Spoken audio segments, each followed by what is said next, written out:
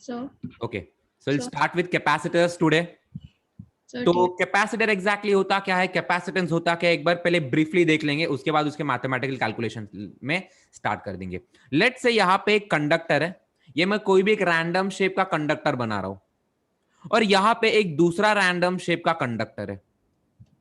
There totally random. अभी मैं एकदम जनरलाइज्ड वर्जन बताऊंगा आपको कैपेसिटेंस का, ठीक है, बाद में उसके प्रॉपर वर्जन देखेंगे. तो रैंडमली मेरे पास दो कंडक्टर्स है, बट ये कंडक्टर है, इतना याद रखो. इनमें से जो इलेक्ट्रॉन्स और जो चार्जेस है वो फ्रीली फ्लो कर सकते हैं. और इन कंडक्टर्स को मैं क्या कर रहा हूं, I am just connecting it via a battery. इनके बीच में एक बैटरी डाल रहा हूं. अच्छा, बैटरी जो है, बैटरी क्या होता है, ये एक ऐसा डिवाइस है जो दो पॉइंट्स के बीच में पोटेंशियल डिफरेंस को कांस्टेंट मेंटेन रखता है. ठीक है, एक बैटरी एक ऐसा डिवाइस होता है जो उसके टर्मिनल के बीच में हमेशा एक कांस्टेंट पोटेंशियल डिफरेंस मेंटेन रखता है. तो इस लेट से इसका पोटेंशियल डिफरेंस है V. अच्छा, अभी यहां पे क्या होगा, यहां पे क्या होगा, लेट से सिंस ये हायर पोटेंशियल पे ये पॉजिटिवली चार्ज है, ये आई मीन ये पॉजिटिव टर्मिनल है, नेगेटिव टर्मिनल है. दैट मींस ये टर्मिनल से जो कंडक्टर मेरा कनेक्टेड है वो एक हायर पोटेंशियल पे है, और नेगेटिव टर्मिनल से जो कंडक्टर मेरा कनेक्टेड है वो एक लोअर पोटेंशियल पे. तो क्या होगा इससे, जरा बता सकते हो मुझे, अगर ऐसा होने का क्या होता है? एनीवन? ओके, तो सिंस हमने दो कंडक्टर्स के बीच में पोटेंशियल डिफरेंस लगाया है, अभी टिया ने यहाँ पे आंसर दिया था कि current flow. Not current exactly बोल नहीं सकते, इनफैक्ट या इट इज करंट. हम लोग इनफैक्ट इलेक्ट्रोमैग्नेटिक फील्ड जो वेव्स वाला पार्ट है वहां पे हम लोग एक अलग टाइप का करंट पढ़ेंगे which is known as displacement current kind of. But अभी के लिए बस इतना बताऊंगा, since there is no closed path, तो हम इसे एक प्रॉपर करंट बोल नहीं सकते. लेकिन यहाँ पे हो क्या रहा है देखो, कैन आई से यहाँ के जो भी इलेक्ट्रॉन्स है, देखो यहाँ पे obviously only electrons will flow, obviously only electrons will flow. तो इलेक्ट्रॉन्स कौन से कंडक्टर से कौन से कंडक्टर की तरफ फ्लो करेंगे, मेरा ये क्वेश्चन है तुमसे. समझ में आ रहा है मेरा क्वेश्चन? यहाँ पे ऑब्वियसली हमें ये पता है कि पॉजिटिव चार्जेस फ्लो नहीं करते, तो नेगेटिव चार्ज फ्लो करते हैं, और जिस रीजन से नेगेटिव चार्ज अपना फ्लो हो गया है वो रीजन जो है वो इलेक्ट्रॉन डेफिशिएंट हो जाता है, तो ऑटोमेटिकली वो पॉजिटिवली चार्ज हो जाता है. और जिस रीजन की तरफ इलेक्ट्रॉन्स फ्लो किए गए हैं वो रीजन नेगेटिवली चार्ज हो जाता है. तो अभी मेरा सवाल ये है कि इलेक्ट्रॉन जो है वो कौन से कंडक्टर से कौन से कंडक्टर की तरफ फ्लो करेगा, ये बताना मुझे. Can I say your electrons flow from lower potential to higher potential?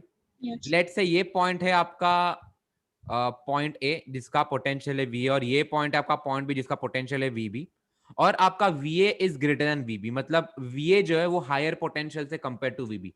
आपके जो पॉजिटिव चार्जेस है ना, आई मीन चलो मैं बीच में बना देता हूं, आपका अगर कोई भी पॉजिटिव चार्ज होगा वो हायर पोटेंशियल से लोअर पोटेंशियल की तरफ फ्लो करेगा, और आपका जो नेगेटिव चार्ज होगा वो लोअर पोटेंशियल से हायर पोटेंशियल की तरफ फ्लो होगा. तो यहाँ पे सिंस इलेक्ट्रॉन्स फ्लो हो रहे, तो इलेक्ट्रॉन्स कहां से कहां फ्लो होंगे मुझे इतना बताना पहले. तो कहने से इलेक्ट्रॉन्स जो है वो यहां से यहां पे फ्लो होंगे. समझ में आ रहा है? तो सिंस इलेक्ट्रॉन्स इस कंडक्टर से इस कंडक्टर में फ्लो हो रहे हैं, ये वाला जो कंडक्टर है वो इलेक्ट्रॉन डेफिशिएंट हो जाएगा, तो इस पे एक ऑटोमेटिकली एक चार्ज आ जाएगा. लेट से मैं उस चार्ज को ले रहा हूं प्लस क्यू. समझ में आ रहा है? और जितने इलेक्ट्रॉन्स फ्लो हो रहे हैं वो सारे के सारे इलेक्ट्रॉन्स यहां पे आ जाएंगे. तो जितने भी इलेक्ट्रॉन्स फ्लो है इसके कारण यहाँ पे जितना भी पॉजिटिव चार्ज जनरेट हुआ है यहाँ पे एग्जैक्टली उतना ही नेगेटिव चार्ज जनरेट हो जाएगा. तो ये वाला कंडक्टर लेट से प्लस क्यू चार्ज आ रहा है, इस वाले कंडक्टर पे नेट माइनस क्यू चार्ज आ रहा है. इतना क्लियर है तुम लोग को? सो बेसिकली यहाँ पे एक पॉजिटिव चार्ज और एक नेगेटिव चार्ज का कंडक्टर बन चुका है. ठीक है. अच्छा, अभी ये ऑब्जर्व किया गया है, ये ऑब्जर्व किया गया है कि आपका जो चार्ज है ना, इस पे जितना भी चार्ज आएगा it is directly proportional to जितना वोल्टेज हम इनके बीच में अप्लाई कर रहे हैं. जितना ज्यादा वोल्टेज हम इस पे अप्लाई करेंगे उतना ज्यादा इस पे चार्ज आ जाएगा. So obviously we don't like this proportionality sign, तो इस प्रोपोर्शनलिटी साइन को हटाने के लिए विल इंट्रोड्यूस अ कांस्टेंट. तो charge is given by a constant times potential difference. अभी ये जो कांस्टेंट है ये एक कैरेक्टरिस्टिक होता है किसी भी डिवाइस का, और इसे हम बुलाते हैं कैपेसिटेंस. और ये जो पूरा चैप्टर है, इस पूरे चैप्टर में हम इसकी स्टडी करने वाले हैं, हम कैपेसिटेंस की स्टडी करने वाले हैं. इतना क्लियर हुआ तुम लोग को? हाँ या ना? मैं फिर से एक बार रिपीट कर रहा हूं, हमारे पास दो कंडक्टर्स है, अभी मैं एकदम जनरलाइज्ड डेफिनेशन दे रहा हूं। दो कंडक्टर्स है, बस कंडीशन ये है कि ये कंडक्टर्स होने चाहिए, इनके बीच में मैं एक बैटरी कनेक्ट कर रहा हूं जिसका पोटेंशियल डिफरेंस है V। तो सिंस नेगेटिव चार्ज जो है वो यहां से यहां पे फ्लो कर देंगे, यहां पे मैं बना देता हूं, ये electrons will flow like this, so this region will become electron deficient, positive charge हो जाएगा। तो और इलेक्ट्रॉन्स यहाँ पे फ्लो कर चुके हैं तो ये नेगेटिवली चार्ज हो जाएगा। ये ऑब्जर्व किया गया है, इस इन पे जितना भी चार्ज आ रहा है that is directly proportional to जितना पोटेंशियल डिफरेंस हमने अप्लाई किया है। तो ये प्रोपोर्शनली कांस्टेंट हटाने के लिए we introduce a constant which is known as capacitance. तो इतना क्लियर है, हाँ या ना? हाँ। चलो कैपेसिटेंस की प्रॉपर्टीज देख लेते हैं, यहां पे लिख दूंगा मैं प्रॉपर्टीज, प्रॉपर्टीज ऑफ सी। ठीक है, सबसे पहला प्रॉपर्टी क्या है? It depends on geometry, it depends on geometry and material between the conductors, material between the conductors। इतना क्लियर है? किसी भी सिस्टम का, किसी भी सिस्टम का जो कैपेसिटेंस होता है ये उसकी ज्योमेट्री पे डिपेंड करता है। ज्योमेट्री मीनिंग इनके बीच में डिस्टेंस कितना है, इनके डायमेंशंस कितने हैं। एक तो इसके ज्योमेट्री पे डिपेंड करेगा, इसके डायमेंशंस पे डिपेंड करेगा। दूसरा, इन मटेरियल के बीच में कौन सा कंडक्टर है, आई मीन सॉरी कौन सा मटेरियल है, इन मटेरियल, इन दोनों कंडक्टर्स के बीच में कौन सा मटेरियल है उस पर भी डिपेंड करता है। बेसिकली उस मटेरियल के डाइलेक्ट्रिक कांस्टेंट पे डिपेंड करता है। वो सब हम लोग देख लेंगे, वो सब हम प्रॉपरली डिराइव कर लेंगे। ठीक है, तो ये पहला प्रॉपर्टी। चलो प्रॉपर्टी होने के बाद लेट्स डिस्कस कैपेसिटेंस का units, basically units and dimensions. जरा मुझे मेरी हेल्प करना यूनिट्स एंड डायमेंशंस डिराइव करने में। यस टिया जानवी, जरा बताना मुझे इसके यूनिट्स क्या होने चाहिए कैपेसिटेंस के। चलो सबसे पहले हम यूनिट्स डिराइव करेंगे, कैपेसिटेंस के हम यूनिट्स डिराइव करेंगे। तो आपका जो चार्ज है your Q is equal to CV, हमने अभी अभी फॉर्मूला देखा है। तो आपका कैपेसिटेंस क्या हो जाएगा? चार्ज अपॉन वोल्टेज हो जाएगा। व्हाट इज चार्ज का यूनिट? SI यूनिट की बात करें तो कुलम्स। व्हाट इज वोल्टेज का यूनिट? कौन बताएगा मुझे वोल्टेज का यूनिट क्या होता है? एनीवन? आपका पोटेंशियल जो होता है, इलेक्ट्रिक पोटेंशियल का डेफिनेशन क्या होता है? Potential energy per unit test charge, Yes. फिर per unit positive test charge. तो एनर्जी को, एनर्जी के यूनिट को हम चार्ज से डिवाइड कर रहे हैं, तो यहां पे आ जाएगा आपका जूल। जूल को डिवाइड करूंगा मैं चार्ज के यूनिट से, तो चार्ज का यूनिट इज एनीवेज कूलम। तो ये क्या बन जाएगा बेसिकली? कैन आई से कूलम स्क्वायर जूल इनवर्स, हाँ या ना? हाँ। ये आपका कैपेसिटर का SI यूनिट हो जाता है और इसी को नाम दिया गया है, एनी गेसेस? फराड्स। Farad. फराड्स, तो हम इसे F से रिप्रेजेंट करते हैं, समझ में आ रहा है? फराड एक साइंटिस्ट था जिन्होंने बेसिकली एक्सपेरिमेंटल फिजिक्स पे बहुत रिसर्च की थी। ठीक है, he was not a theoretical physics, जो एक्सपेरिमेंटल फिजिक्स है, ट्रांसफॉर्मर्स एंड ऑल, इलेक्ट्रिसिटी से रिलेटेड, उसमें में बहुत रिसर्च है, तो उनके ऑनर पे कैपेसिटेंस का यूनिट रखा गया है फराड्स। ठीक है, अच्छा फराड जो है ये एक बहुत बड़ा यूनिट है, it's a very large unit. तो प्रैक्टिकली हम कौन सा यूनिट यूज करते हैं? एक तो माइक्रोफैराड्स होता है, जो भी आपके डिवाइसेस है, अगर आप आपके डे टू डे डिवाइसेस देखो उसके अंदर जो भी कैपेसिटर्स होंगे उनका यूनिट माइक्रोफैराड्स में होता है, उनकी रेटिंग आ रही है माइक्रोफैराड। जो बड़े बड़े डिवाइसेस होते हैं उनमें मिलीफैराड में कैपेसिटर्स होता है। तो आप समझ सकते हो 1 farad is a very large unit. ठीक है, तो ये यूनिट हो गया आपका कैपेसिटर्स का। What about dimensions, how to calculate the dimensions of capacitance? Let's say, चलो अभी मेरा क्वेश्चन है कि we need to calculate dimensions of capacitance, तो जरा बताओ मुझे ये क्या होना होना चाहिए? ये हो जाएगा dimensions of charge upon dimensions of voltage. Charge का डायमेंशन क्या होता है? एनीवन? हम इसे करंट के टर्म्स में रिप्रेजेंट करेंगे। आपका करंट होता है चार्ज अपॉन टाइम, तो चार्ज हो जाएगा करंट इनटू टाइम। तो करंट का यूनिट डायमेंशन है एम्पियर और टाइम का है T. What about voltage? Voltage के लिए क्या लिखूंगा मैं? एनीवन? यहां पे जैसे हमने देखा था it is joule per coulomb, joules per coulomb. अभी जूल्स क्या होता है? बेसिकली वर्क या एनर्जी।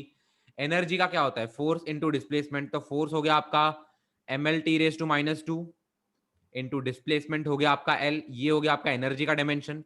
एनर्जी के डायमेंशन को मैं चार्ज के डायमेंशन से डिवाइड करना चाहता हूं, तो बाय कूलम तो ये 80 का स्क्वायर ही बन जाएगा। इतना क्लियर है? तो चलो, आपका कैपेसिटेंस का यूनिट क्या हो जाएगा यहाँ पे, a²T² the whole upon ml²T⁻²। That's it. तो ये क्या बन जाएगा यहाँ पे, m⁻⁻1 l⁻², T⁻⁴ and a का स्क्वायर। ये हो गया आपका कैपेसिटेंस का डायमेंशंस। नोट डाउन कर लो। अभी ये होने के बाद will see measurement of capacitance. Measurement of capacitance, तो किसी भी सिस्टम के कैपेसिटेंस को हमें मेजर कैसे करना है, एक बहुत ही आसान सा तरीका है। एक सिस्टम है अपने पास, यहाँ पे एक दूसरा सिस्टम है, हम क्या करेंगे, इनके बीच में एक बैटरी कनेक्ट कर देंगे। Will simply connect a battery between the system, और हमें ऑब्वियसली बैटरी का पोटेंशियल डिफरेंस पता है, लेट्स से वी। ये प्लस टर्मिनल है, ये नेगेटिव टर्मिनल है। ऑब्वियसली इस पे एक चार्ज आ जाएगा, लेट्स से यहाँ पे चार्ज आ रहा है प्लस क्यू, इस वाले प्लेट पे चार्ज आ रहा है माइनस क्यू, तो कैपेसिटेंस क्या हो जाएगा, कैन आई से चार्ज अपॉन वोल्टेज। समझ में आ रहा है? So every time actually you have to do like this. आपका जो भी कैपेसिटेंस है, आपको कैपेसिटेंस कैसे मेजर करना है, एक तो बैटरी लगा दो, चार्ज अपॉन वोल्टेज। दूसरा तरीका क्या है, दूसरा तरीका है ये है, लेट से आपका एक सिस्टम है, आपका एक सिस्टम है, मैं क्या कर दूंगा, इस पे एक चार्ज डाल दूंगा, लेट से मैं इस पे एक प्लस क्यू चार्ज डाल दूंगा, तो इस पे ऑटोमेटिकली एक माइनस क्यू चार्ज, मतलब एक्चुअली क्या होता है ना, इसके एक तरफ पॉजिटिव चार्ज आ जाएगा, दूसरे साइड पे नेगेटिव चार्ज आ जाएगा। समझ में आ रहा है? या फिर मैंने इस पे नेगेटिव चार्ज डाल दिया, चलो इस पे पॉजिटिव चार्ज डाल दिया, इस पे नेगेटिव चार्ज डाल दिया। अभी इसके कारण क्या होगा, विल जस्ट डिफरेंस, ये पॉइंट और ये पॉइंट, इनके बीच का पोटेंशियल डिफरेंस, मैं उसे वी से रिप्रेजेंट, एक्चुअली डेल्टा वी से रिप्रेजेंट करते हैं, बट यहाँ पे लेट से वी से रिप्रेजेंट कर रहा हूं मैं। इस वाले कंडक्टर पे प्लस क्यू चार्ज डाल दिया है, इस वाले कंडक्टर पे माइनस क्यू चार्ज डाल दिया है, and due to this charge इनके बीच में एक पोटेंशियल डिफरेंस डेवलप हो गया है वी। तो what will be the capacitance of this system, कोई बताएगा मुझे यहाँ पे? Simply Q upon B, same चीज।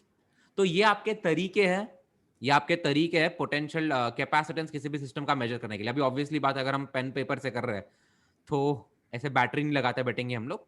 सो अभी हम लोग कुछ स्पेशल केसेस की डेरिवेशंस देख लेते हैं। तो सबसे पहला और सबसे इंपॉर्टेंट टाइप ऑफ कैपेसिटर होता है आपका, वो है a parallel plate capacitor. A parallel plate capacitor, ठीक है। तो एक पैरेलल प्लेट कैपेसिटर होता क्या है, ध्यान देना। आपके पास दो प्लेट्स है, यू हैव टू प्लेट, ये आपका प्लेट ए है, और उसी के पैरेलल में एक दूसरा प्लेट बना दूंगा, लेट से ये आपका प्लेट बी है। समझ में आ रहा है? ओके। इसके मैं डायमेंशंस लिख देता हूं। लेट से ये जो प्लेट है, इसका सरफेस एरिया है कैपिटल ए, इसका भी सरफेस एरिया है कैपिटल ए, और इनके बीच में आपका सेपरेशन है डी। समझ में आ रहा है? अच्छा, एक चीज जो हमें पैरेलल प्लेट कैपेसिटर के बारे में पहले ही लिखनी है, कि आपका जो डायमेंशंस ऑफ प्लेट है, डायमेंशंस ऑफ प्लेट मतलब ये जो प्लेट है, इसका लेंथ हो गया, इसका ब्रेथ हो गया, ओवरऑल जो इसका एरिया हो गया, ठीक है। जो डायमेंशंस ऑफ प्लेट है, it is much much larger than the separation. इनके बीच में जो सेपरेशन है, यहां पे सिंस मुझे डेरिवेशन दिखाना है, इसलिए मैंने एक बहुत बड़ा बोलते हैं ना डिस्प्लेसमेंट रखा है इनके बीच में। इनके बीच में मैंने अच्छा खासा सेपरेशन दिखाया है, बट एक्चुअल केस में इनके बीच में जो सेपरेशन है वो ना के बराबर होता है। लिटरली मतलब बोलते हैं ना, आपका एक बाल का जो थिकनेस है, या फिर एक थिन पेपर है, एक थिन पेपर का जितना थिकनेस है, उतना इनके बीच में डिफरेंस होता है। ये क्यों होता है, ये आपको डेरिवेशन के बाद, इसके फॉर्मूला के डेरिवेशन के बाद ये चीज आपको क्लियर हो जाएगी कि ऐसा क्यों हम लोग कर रहे हैं। ठीक है, तो अभी मेरा काम है, अभी मेरा काम है कि इस सिस्टम का मुझे कैपेसिटेंस इवैल्यूएट करना है, इस सिस्टम का मुझे कैपेसिटेंस डिराइव करना है। तो जस्ट टेल मी, हम इसे स्टार्ट कैसे करेंगे। बेसिकली लेट से जो अपर प्लेट है, अपर प्लेट पे हमने चार्ज डाल दिया प्लस क्यू, और जो लोअर प्लेट है उस पे चार्ज डाल दिया हमने माइनस क्यू। तो हमें चार्ज तो पता है, हमें बस इतना पता है कैपेसिटेंस जो है, कैपेसिटेंस का फॉर्मूला होता है एक प्लेट पे चार्ज, मतलब जो मैग्नीट्यूड है चार्ज का, दैट चार्ज डिवाइडेड बाय उन दोनों पॉइंट्स के बीच में या फिर उन दोनों कंडक्टर्स के बीच का पोटेंशियल डिफरेंस। तो यार चार्ज तो आ गया है, तो अभी हमारा मेन फोकस होना चाहिए इन दो प्लेट्स के बीच का पोटेंशियल डिफरेंस इवैल्यूएट करना। तो कैसे करेंगे इस चीज को, जरा ये बताना मुझे। हमने already electric fields, charge, potential difference, ये ऑलरेडी हमने इलेक्ट्रोस्टैटिक्स में बहुत डिटेल में पढ़ा है। तो अगर आपको पोटेंशियल डिफरेंस निकालेंगे ना। या पोटेंशियल डिफरेंस निकालना है इन दो प्लेट्स के बीच में, how to start, how should I start? चलो फास्ट। सो इन दोनों के बीच में पोटेंशियल डिफरेंस इवैल्यूएट करना है। कैसे करेंगे? देखो मैंने यहाँ पे ऑलरेडी मेंशन कर दिया है कि ये प्लेट के जो डायमेंशंस है, जो लेंथ और ब्रेथ होगा इस प्लेट का, it is much bigger compare to the separation. Let's say ये जो प्लेट है, ये दोनों के दोनों रेक्टेंगुलर प्लेट है, ये प्लेट का जो प्लेन है ना, it is actually perpendicular to the screen. हाँ, तो इसे प्लेट मत समझ लेना, ये तो बस थिकनेस है हमारी प्लेट का। एक्चुअली आपका प्लेट ऐसा होगा, this capacitance is like this. Clear, समझ में आ रहा है ना? Yes sir. या ये एक्चुअली आपका कैपेसिटेंस कुछ ऐसा है, बट इस डायग्राम को मैं बहुत ज्यादा कॉम्प्लिकेट नहीं बनाना चाहता, इसलिए मैं सिंपल ऐसा रख रहा हूं। ठीक है, ओके। तो इसके जो डायमेंशन है ना, इसका जो लेंथ और इसका जो ब्रेथ है, it is much, let's say वो 10 मीटर है, 10 मीटर्स के रेंज में। और ये जो सेपरेशन है ना, let's say it is few millimetre, let's say it's 1 millimetre और हाफ मिलीमीटर। जो आपका एक पेपर का थिकनेस होता है, उस एक थिन पेपर का जितना थिकनेस होता है उतना। तो कहना है से इस डायमेंशन के लिए this parallel plates will act as infinitely long sheets, infinitely long sheet of charge. हाँ या ना? समझ में आ रहा है मैं क्या बोल रहा हूं? This thing is extremely important, since आपका जो डायमेंशन है प्लेट के लेंथ और ब्रेथ जो है, it is much larger compare to a thickness. तो इसके बीच में अगर मैं कोई भी पॉइंट लू, तो these plates will act as if they are infinitely long sheets. तो एक इनफाइनाइटली बड़ा शीट है, इसका चार्ज डेंसिटी, इसका सरफेस चार्ज डेंसिटी है sigma. What is the surface charge density? Charge upon area होता है बेसिकली। तो इसका सरफेस चार्ज डेंसिटी है सिग्मा। तो किसी भी पॉइंट पे इलेक्ट्रिक फील्ड का वैल्यू क्या होता है, कोई बताएगा मुझे? Anyone? What is the value of electric field? It is sigma by 2 epsilon not. अगर एक मेरा इनफाइनाइटली बड़ा प्लेन है, उसका चार्ज डेंसिटी है सिग्मा, तो किसी भी पॉइंट पे अगर ये इनफाइनाइटली बड़ा है, तो किसी भी पॉइंट पे electric field is sigma by 2 epsilon not and it is directed away from the plate. It is directed away from the plate. समझ में आ रहा है? तो यहां पे अगर मैं कोई भी पॉइंट लू, what should be the value of electric field, मुझे ये बताना। अगर देखे तो electric field due to this plate, electric field due to this plate, let say मैं इसे इस प्लेट को मैं फर्स्ट प्लेट बुला रहा हूं, या फिर चलो ए प्लेट बुला रहा हूं। हाँ, कंफ्यूजन। इसे मैं फर्स्ट प्लेट बुला रहा हूं, इसे मैं सेकंड प्लेट बुला रहा हूं। ठीक है, तो electric field due to the first plate will be like this, और इसकी वैल्यू कितनी होगी? Sigma by 2 epsilon nought. देखो जो एजेस है ना, एजेस में there will be a deviation in electric field actually, जिसे हम लोग एज इफेक्ट बुलाते हैं।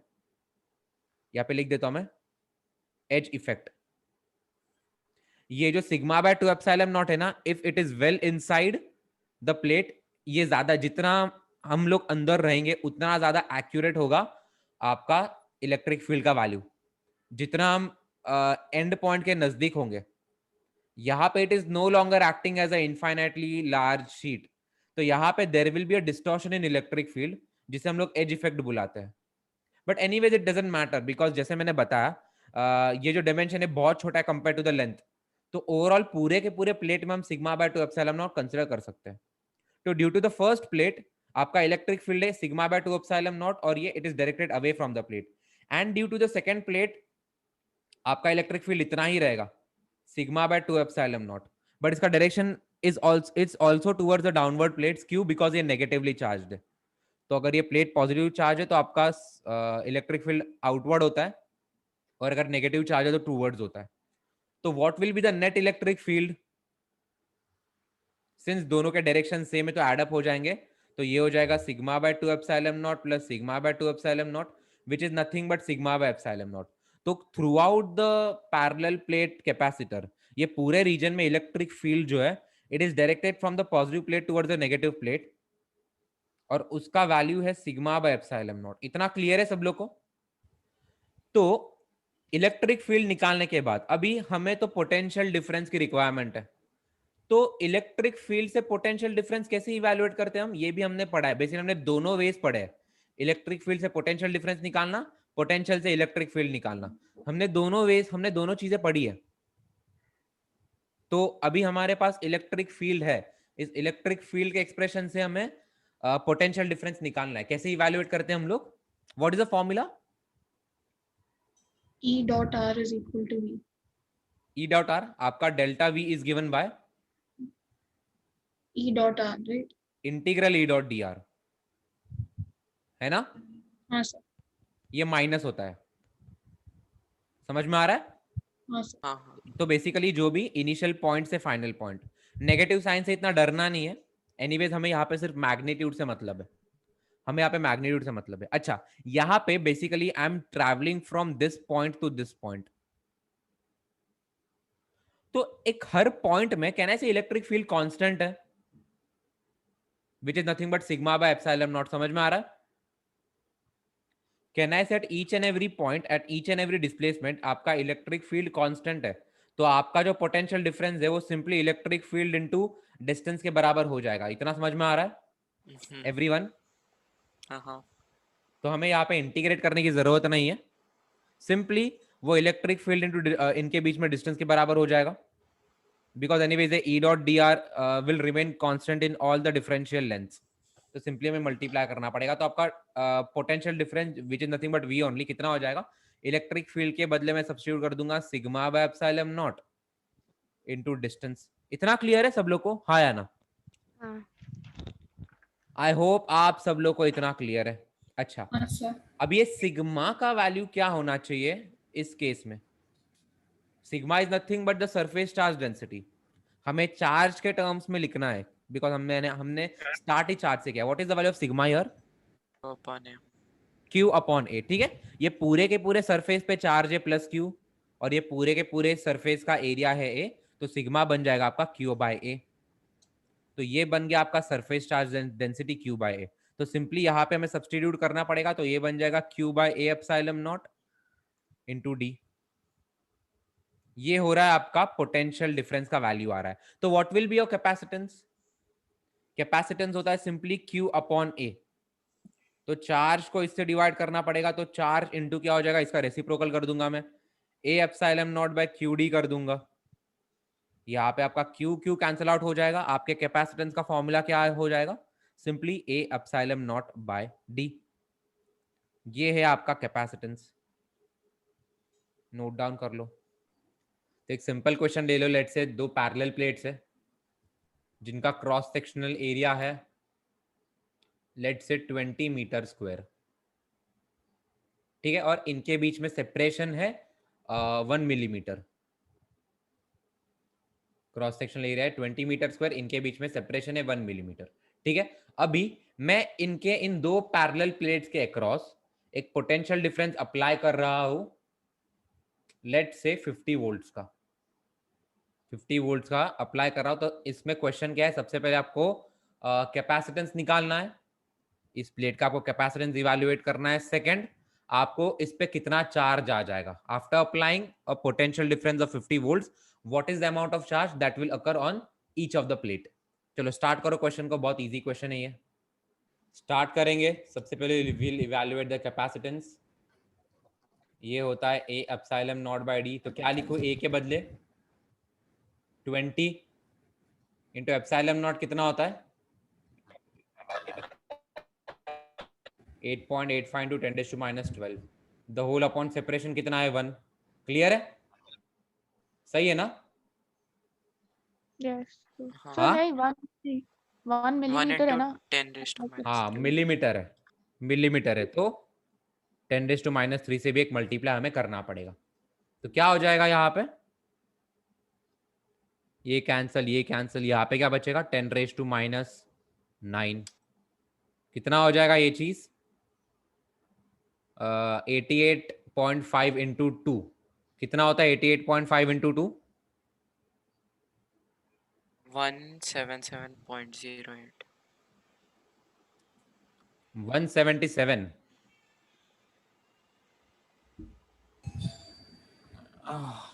ठीक है, 177.08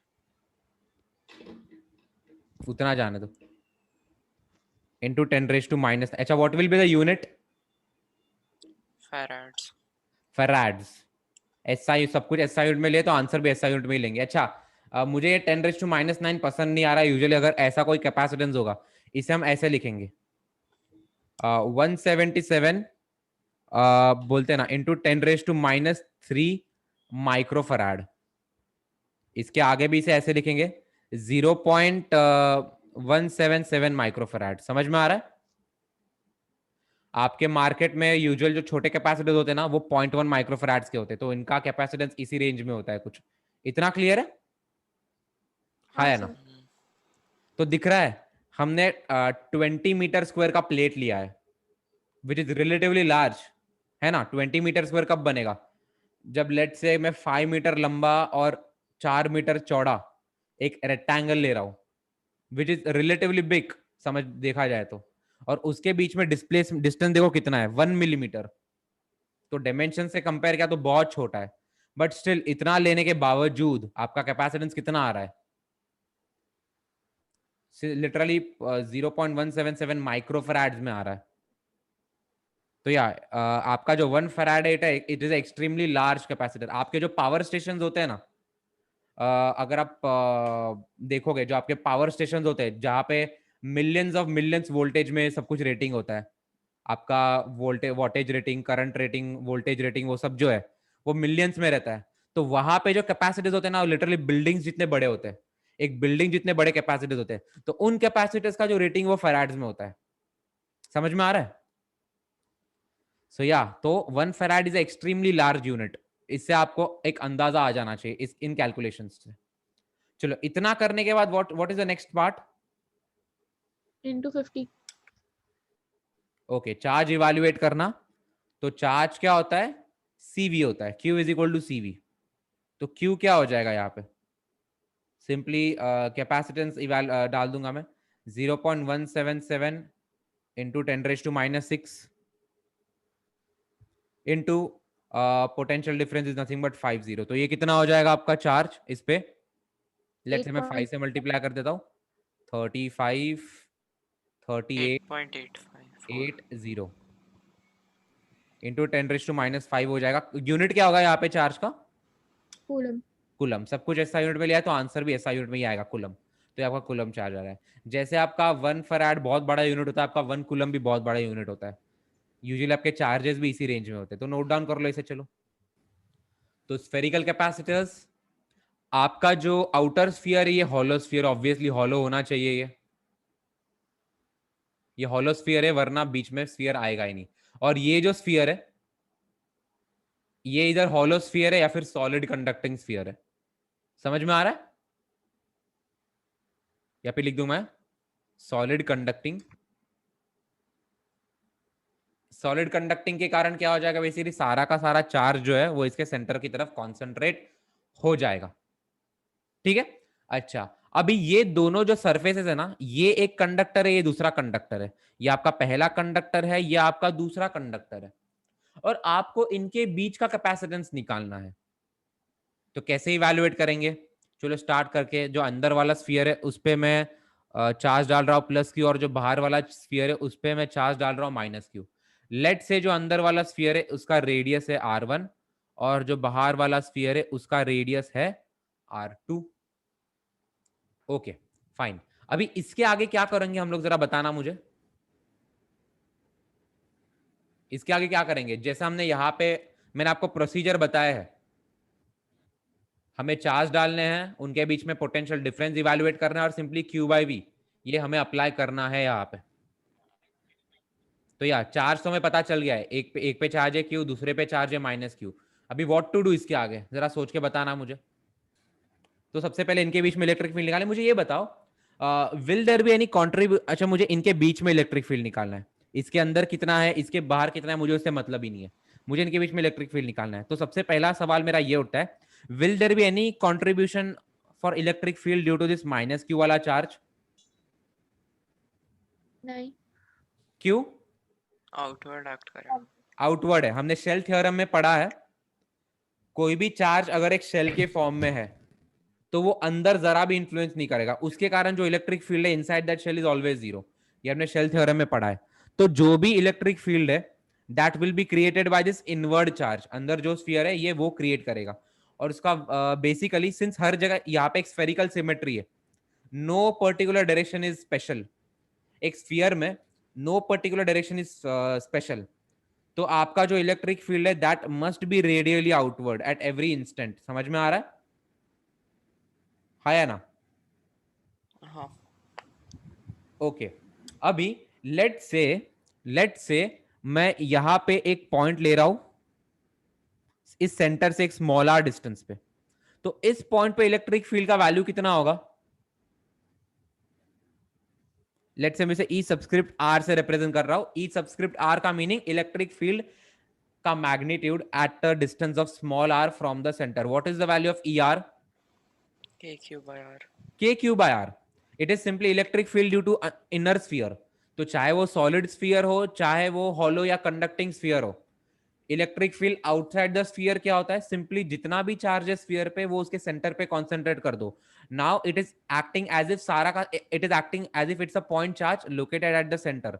तो पॉइंट चार्ज का इलेक्ट्रिक फील्ड क्या होता है? k Q by R square. इतना क्लियर है? हाँ या ना? हाँ सर। ओके तो अभी यहां पे आपका पोटेंशियल डिफरेंस हमें v फाइंड करना है ना। Capacitance is simply charge upon potential difference. Potential difference हमें चार्ज तो पता है, बचा potential difference. Potential difference which is nothing but delta we, I mean actually delta we होता है, इस केस में मैं इसे नॉर्मली v से रिप्रेजेंट कर रहा हूं। उसका फॉर्मूला क्या होता है? It is simply negative of e dot D are from initial point से फाइनल पॉइंट। तो इनिशियल पॉइंट पे r का वैल्यू कितना है? स्मॉल r का वैल्यू कितना है इनिशियल पॉइंट पे? r1। और स्मॉल r का वैल्यू कितना है फाइनल पॉइंट पे? r2। यहाँ पे आपका वेरिएबल स्मॉल r है ना, तो आपका पोटेंशियल डिफरेंस सिंपली हो जाएगा नेगेटिव ऑफ r1 से r2। इलेक्ट्रिक फील्ड के बदले में सब्सटीट्यूट कर दूंगा k Q by R square into D R. इतना इस पॉइंट तक जिन जिन बच्चों को क्लियर है मैं जल्दी से एक थम्स अप देके बताओ। यहां पे देखो क्या आ जाएगा, सिंपल इंटीग्रेशन है, यहां पे कर दूंगा मैं minus K Q, integral sign के बाहर लिख दूंगा, integral D R by R square r1 से r2। ये r रेज टू -1 का इंटीग्रल है ना, सॉरी r रेज टू -2। क्या हो जाएगा उसका integration? r raise to -1 upon -1, simply r1 से r2। ठीक है, तो minus K Q upon basically -1 by R है ये चीज, r1 से r2। तो सबसे पहले मैं इस पे अपर लिमिट डालूंगा। अपर लिमिट कितना है आपका? r2 है, तो माइनस के क्यू इंटू सबसे पहले मैं r2 सब्सटीट्यूट करूंगा, तो -1 upon r2 minus lower limit substitute करना पड़ेगा मुझे, तो -1 by r1। This is after substituting the limit. तो क्या बन जाएगा आपका v का वैल्यू? माइनस के क्यू कैसे 1 अपॉन r1 -1 अपॉन r2 बन रहा है। समझ में आ रहा है या ना? तो बस ये माइनस साइन को सेपरेट कर दो, क्या बन जाएगा ये चीज? पोटेंशियल डिफरेंस के क्यू। अच्छा यहां पे ना हम पोटेंशियल डिफरेंस की पॉजिटिव वैल्यू लेंगे। हमें कौन कौन पॉजिटिव है कौन नेगेटिव है इससे मतलब नहीं, हमें पॉजिटिव वैल्यू चाहिए। हमें we are only concern with the magnitude of potential difference. ठीक है, तो यहाँ पे r2 बड़ा है आपका r1 से, तो since r2 is greater then r1 या r1 1 by r1 is greater than 1 by r2, तो इसे 1 by r1 minus 1 by r2 ही रहने दो। समझ में आ रहा है ना व्हाट मैं क्या बोल रहा हूँ? यहाँ पे हमें सिर्फ पोटेंशियल डिफरेंस के मैग्नीट्यूड से मतलब है, तो अगर कहीं पे माइनस साइन आ गए तो डरना नहीं है, टेंशन नहीं लेना है, सिंपली उसका मॉड वैल्यू ले लो। तो यहाँ पे सिंपली क्या बन जाएगा ये? के Q into r2 minus r1 upon r1 r2। ये चीज आपका पोटेंशियल डिफरेंस आ रहा है। तो एक बार पोटेंशियल डिफरेंस आ गया तो कैपेसिटेंस क्या होता है? Capacitance is simply charge upon potential difference. तो चार्ज कितना है बेसिकली, ऑब्वियसली दोनों पे चार्ज जो है वो क्यू ही रखा था, Q divided by this entire quantity, के Q R2 minus R1 upon R1 R2, that's it. ये क्यू क्यू कैंसिल आउट हो जाएगा, कितना हो जाएगा ये चीज, 1/k, के को मैं सब्स्टिट्यूट कर दूंगा 1/4πε0, तो 4πε0 भी आपका ऊपर चला जाएगा, तो 4πε0 into R2 minus R1 upon R1 R2। तो आपका जो स्फेरिकल कैपेसिटेंस है, जिसमें एक स्फीयर का चार्ज है R1, दूसरे का चार्ज है R2, तो ऐसे अरेंजमेंट का capacitance is nothing but 4πε0 into R2 minus R1 upon R1 R2। ये हो गया आपका formula for capacitance, spherical capacitance. कर लो नोट डाउन। ठीक है। R1 R2 ऊपर आ जाएगा अपॉन R2 माइनस R1। समझ में आ रहा है? देखो आपका जो कैपेसिटेंस है उसका फॉर्मूला में क्या पता है, A epsilon not by D, याद तो यही रहने वाला है। समझ में आ रहा है? तो ऊपर एरिया का यूनिट आना चाहिए, नीचे लेंथ का यूनिट आना चाहिए, और एप्सिलॉन नॉट तो रहेगा ही, तो लेंथ इनटू लेंथ, ऊपर एरिया का यूनिट आएगा ना, और length minus length is nothing but length. So या अभी गड़बड़ मत कर देना। फॉर्मूला क्लियर है? हाँ सर। दिख रहा है तुम्हें? सिर्फ डायमेंशंस पे डिपेंड कर रहा है और किसी चीज पे डिपेंड नहीं कर रहा है। तुमने उस पर कितना चार्ज डाला था, ब्ला ब्ला ब्ला। और ये जो एप्सिलॉन नॉट है, this quantity depends on the material. तो जब मैं डाइलेक्ट्रिक्स इंट्रोड्यूस कर दूंगा इसमें, तो ये हमें ये एप्सिलॉन नॉट की वैल्यू चेंज करनी पड़ेगी, वो तभी भी देख लेंगे। सबसे पहले इतना देख लो। लेट्स से स्पेशल केस है, तो सबसे पहला स्पेशल केस क्या है आपका, there is no outer sphere. जो आउटर स्फीयर है उसे हमने एलिमिनेट ही कर दिया है, ठीक है। तो बेसिकली यहाँ पे अज्यूम क्या करेंगे हम लोग, वो इनफाइनाइटली दूर है या फिर उसका रेडियस इनफाइनाइटली बड़ा है। समझ में आ रहा है? तो यहाँ पे देखो आउटर स्फीयर का रेडियस हमने R2 लिया था, तो R2 को हमें टेंड कराना है इंफिनिटी पे। समझ में आ रहा है? तो सबसे पहला, लेट्स से सबसे पहला स्पेशल केस है, आपका एक नॉर्मल स्फीयर है, there is only one sphere. तो हम आउटर स्फीयर के रेडियस को क्या ले लेंगे, हम बोल देंगे ये जो आउटर स्फीयर का रेडियस है R2, it is tending towards infinity.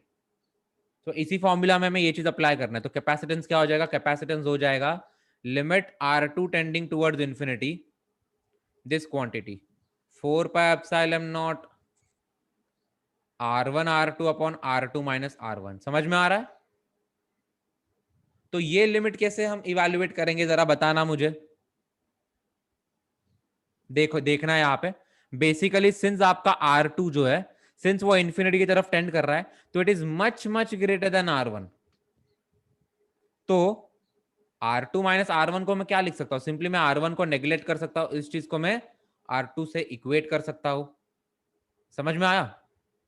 तो बस डिनोमिनेटर में जो R2 माइनस R1 है, इसके बदले आप R2 डाल दो, सिर्फ R2 लिख दो, तो R1 R2 अपॉन R2। कहना है से यहाँ पे R2 R2 कैंसिल आउट हो जाएंगे, तो आपका कैपेसिटेंस कितना आ जाएगा, capacitance will be simply 4πε0 into R1। So this thing is your capacitance. अच्छा, ये this will be with respect to ground. तो ऐसा अज्यूम करते हैं एक प्लेट वो कैपेसिटर है, दूसरा प्लेट आपका ग्राउंड है, तो ग्राउंड का पोटेंशियल डिफरेंस को हम 0 अज्यूम करते हैं, but what ever it is. तो कैपेसिटेंस आपका आ जाता है 4πε0 इंटू R1, अगर एक ऐसा स्फीयर है जिसका रेडियस R1 है। क्लियर है तो बता देना और नोट डाउन कर लेना। दूसरा स्पेशल केस देख लो अभी यहाँ पे। दूसरा स्पेशल केस है, लेट्स से हम बहुत लार्ज रेडियस ऑफ कर्वेचर के स्फीयर्स ले रहे हैं। समझ में आ रहा है? मतलब दोनों के दोनों जो स्फीयर्स है ना, उनका रेडियस बहुत बड़ा है, R1 और R2 दोनों जो है, इट इज वेरी लार्ज। समझ में आ रहा है? हाँ या ना? हाँ। ओके, ये बहुत लार्ज है, ठीक है। तो R1 is equal to R2, late से इन दोनों का रेडियस R ही है, और दोनों के बीच में डिफरेंस बहुत हल्का सा डिफरेंस है। आई मीन लेट से अगर यहाँ पे आपका एक स्फीयर है, यहाँ पे आपका दूसरा स्फीयर है, तो इनके बीच का, इनके रेडियस का जो डिफरेंस है ना, that is very small, this D distance is very small compare to इनका रेडियस खुद का। तो सिंपली मैं R2 माइनस R1 के बदले ले लूंगा D, बट योर D जो है it is much much smaller than ये जो रेडियस। समझ में आ रहा है? इन दोनों का अप्रोक्सीमेटली R के बराबर ले रहा हूं। तो आपका जो फॉर्मूला है, क्या फॉर्मूला आपका? ये फॉर्मूला है 4 pi epsilon naught R2 minus R1 by D। Capacitance है 4 pi epsilon naught R1 R2 upon R2 minus R1। क्या लिखूंगा मैं यहाँ पे? कोई बताएगा मुझे? 4 pi epsilon not into R1 R2 के बदले लिखूंगा मैं R डाल दूंगा बेसिकली इनके बीच में, तो R इंटू R यहाँ पे बन जाएगा आपका R स्क्वायर, और R2 माइनस R1 के बदले क्या हो जाएगा? इन दोनों के बीच का डिस्टेंस या फिर इन दोनों के रेडियस का डिफरेंस। तो यहाँ पे क्या बन जाएगा? It is simply I can write 4 pi R square into epsilon not by D। समझ में आ रहा है ना? What is this 4 pi R square? कोई बताएगा मुझे what is this 4 pi R square? Surface area. Surface area. एक स्फीयर जिसका रेडियस है R, वो उसका सरफेस एरिया बन जाता है। तो कहना है से कैपेसिटेंस को सिंपली मैं लिख सकता हूँ A epsilon not by D। ये क्या है? ये फॉर्मूला किधर देखा हमने? प्लेट्स। Parallel plate. बेसिकली ये कैपेसिटेंस किसके इक्वल आ रहा है? पैरेलल प्लेट कैपेसिटर का इक्वल आ रहा है। तो बेसिकली इसका फिजिकल सिग्निफिकेंस क्या है? अगर हम लोग एक रेडियस, अगर हम हमारी जो अर्थ है, कैन आई से अर्थ एक हमें तो फ्लैट लगती है ना अर्थ, लेकिन क्या एक्चुअली अर्थ फ्लैट है? नहीं, नहीं। क्यों? लेकिन हमें फ्लैट क्यों लगती है अर्थ? बिकॉज रेडियस अर्थ बहुत का बड़ा है। रेडियस बहुत ज्यादा है, एंड सिंस अर्थ का रेडियस बहुत ज्यादा है हमें वो फ्लैट दिखता है। तो रेडियस जितना ज्यादा होता है किसी भी ऑब्जेक्ट का, वो उतना ही फ्लैट बनते जाता है। इनफैक्ट अगर कोई एक फ्लैट प्लेट है तो उसका रेडियस ऑफ कर्वेचर हम इन्फिनिटी मानते हैं कि ये एक ऐसे सर्कल का पार्ट है जिसका रेडियस इनफाइनाइटली बड़ा है। अगर कोई भी ऑब्जेक्ट एक्सट्रीमली फ्लैट है तो उसे हम लोग क्या अज्यूम करते हैं कि it is a part of a circle which is जिसका रेडियस इज इनफाइनाइटली लार्ज। तो अगर हम दोनों के रेडियस को इनफाइनाइटली लार्ज कर रहे हैं तो ये एक पैरेलल प्लेट कैपेसिटर के सिमिलर बनते जाता है, बिकॉज ये सब फ्लैट बनने जाते हैं, ज्यादा फ्लैट हो जाते हैं। और हमें फॉर्मूला से भी ये चीज दिख रही है कि इसका फॉर्मूला भी पैरेलल प्लेट कैपेसिटर के बराबर ही आ रहा है। क्लियर है इतना? तो सिलेंड्रिकल कैपेसिटर, एक आउटर सिलेंडर है, एक इनर सिलेंडर है। एक्सिस बना दिया इनका, हर एक का मैंने रेडियस बता दिया और उनका हाइट भी L ले लिया। ऑब्वियसली जो लेंथ के डायमेंशन है ये उनके रेडियस के डायमेंशन से बहुत ज्यादा है। कैसे स्टार्ट करेंगे इसे जरा बताना मुझे। जैसे हमने सारे केसेस में किया था, एक पे चार्ज प्लस क्यू डाल दो, दूसरे वाले पे चार्ज उसी का नेगेटिव डाल दो। ये करने के बाद सबसे पहले हमें उनके बीच का इलेक्ट्रिक फील्ड इवैल्यूएट करना पड़ता है। तो इनके बीच में इलेक्ट्रिक फील्ड कैसे निकालेंगे हम लोग? कोई बताएगा मुझे? एनीवन?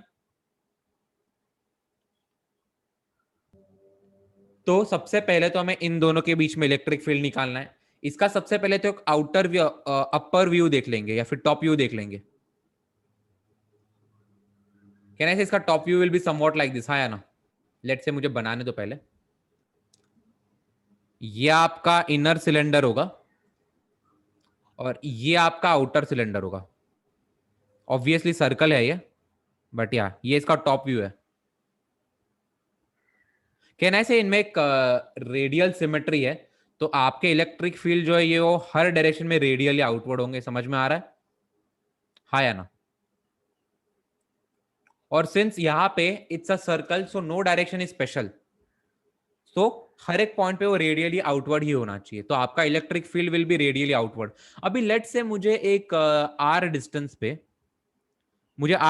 इलेक्ट्रिक फील्ड की वैल्यू निकालनी है। तो यहाँ पे I simply apply Gauss's law. तो सिंस ये सिलेंडर है तो इसमें सिलेंड्रिकल सिमेट्री है, तो मैं एक सिलेंडर लूंगा। मेरा जो गॉसियन सरफेस है, गॉसियन सरफेस जो होता है वो आपका एक इमेजिनरी सरफेस होता है। तो यहाँ पे मैं गॉसियन सरफेस क्या ले लूंगा? एक सिलेंडर ले लूंगा। एक ऐसा एक सिलेंडर ले लूंगा मैं। गॉसियन सरफेस में यूजुअली डॉटेड बनाता हूं। इसका हाइट ले लो h, इसका हाइट ले लो h, ठीक है, और इसका रेडियस ले लो स्मॉल r। अभी लेट से इस पॉइंट पे इलेक्ट्रिक फील्ड है ई सब्सक्रिप्ट आर से मैं रिप्रेजेंट कर रहा हूं।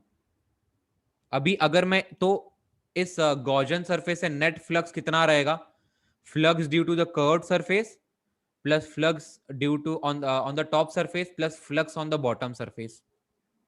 अभी flux due to curve surface क्या होगा, यहां पे मैंने देखा है आपका जो इलेक्ट्रिक फील्ड है वो रेडियल है, तो ये कर्व्ड सरफेस पे हर एक पॉइंट एक फिक्स्ड रेडियस पे है, तो हर एक पॉइंट पे आपका इलेक्ट्रिक फील्ड कांस्टेंट होगा।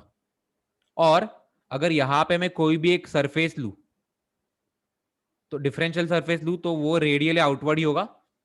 सो आपका बेसिकली इन दोनों के बीच में डायरेक्शन इज 0 डिग्रीज ओनली। तो सिंपली आपको इलेक्ट्रिक फील्ड और एरिया को मल्टीप्लाई करना है। तो लेट से आपका इलेक्ट्रिक फील्ड है इनटू एरिया कितना हो जाएगा आपका, कर्व्ड सरफेस एरिया क्या होता है सिलेंडर का, 2 पाई आर एच, तो 2 पाई आर इंटू एच, ये हो गया आपका flux on the curved surface. What about the curve flux on, बोलते हैं ना top surface and bottom surface, आपका इलेक्ट्रिक फील्ड ऐसा है, आपका एरिया वेक्टर ऐसा है, बॉटम सरफेस पे इलेक्ट्रिक फील्ड ऐसा है, एरिया वेक्टर डाउनवर्ड है, 90 डिग्री है, ये हर एक पॉइंट पे ऐसा चीज होगा। और सिर्फ हर एक पॉइंट पे 90 डिग्री है, तो दोनों वेक्टर्स का डॉट प्रोडक्ट 0 हो जाएगा। तो flux due to top surface 0, flux due to bottom surface 0, तो आपका नेट फ्लक्स कितना हो जाएगा, simply 2 pi R H into electric field. अभी इस पे लेट से इसे इसका लैम्डा कितना हो जाएगा, basically charge per unit length कितना हो जाएगा, क्यूबाइल हो जाएगा। इवन दो ये सरफेस है मैं जानता हूं, बट यहाँ पे हम लेंथ के टर्म्स पे लेंगे, ज्यादा बेटर होगा, ज्यादा इजी हो जाएगा, एरिया के टर्म्स से थोड़ा बड़ा हो जाएगा। ओके, तो ये मैं क्यों ले रहा हूं आपको अभी समझ में आ ही जाएगा। तो ये जो फ्लक्स नेट है ये किसके बराबर होता है, ये Q in by epsilon not के बराबर होता है। तो फ्लक्स नेट कितना आ रहा है आपका, 2 pi R H into electric field के बराबर is equal to Q in कितना हो जाएगा, जितना लेंथ है दैट लेंथ को मुझे लैम्डा से मल्टीप्लाई करना पड़ेगा, तो एल एच इसका लेंथ है इंटू लैम्डा करना पड़ेगा, 2 होल अपॉन एप्सिलॉन नॉट, ये मेरा आ जाएगा। तो बस यहाँ पे क्या कर देंगे, 2 pi R H into electric field is equal to H into lambda कितना आपका क्यूबाइल into epsilon naught. I hope इतना आपको समझ में आ रहा है। तो यहाँ पे क्या हो जाएगा, यहाँ पे क्या हो जाएगा आपका H और H कैंसिल आउट हो जाएगा। आपके इलेक्ट्रिक फील्ड की वैल्यू कितनी आ रही है यहाँ पे, what is electric field, K/2 हाँ KQ/2 L। Q अपॉन यहाँ पे क्या कर देंगे हम लोग, 2 पाई एप्सिलॉन नॉट अलग से लिख देंगे, ये वाला 2 पाई और ये वाला एप्सिलॉन नॉट, और एक आर एल बच रहा है, इतना लिखो सबसे पहले तो। ओके, इलेक्ट्रिक फील्ड इवैल्यूएट कर दिया एक बार। आपका पोटेंशियल डिफरेंस क्या होता है, simply minus of integral E dot D are from initial point two final point. तो यहाँ पे इनिशियल सबसे पहले लिख दूंगा मैं, इंटीग्रल क्या हो जाएगा, electric field is Q by 2 pi epsilon naught R L into D R. तो यहाँ पे आपका वेरिएबल आर है, तो ये आर आपका वेरिएबल है, ये आर कहां से कहां तक वेरी हो रहा है, इनर सिलेंडर से आउटर सिलेंडर। तो इनर सिलेंडर का रेडियस है आर कैप R1, आउटर का है R2, तो यहाँ पे लिमिट आ जाएगा आपका R1 से R2। बस दैट्स इट। अभी इंटीग्रेशन इवैल्यूएट करना है हमें, simply we have to evaluate the integration here.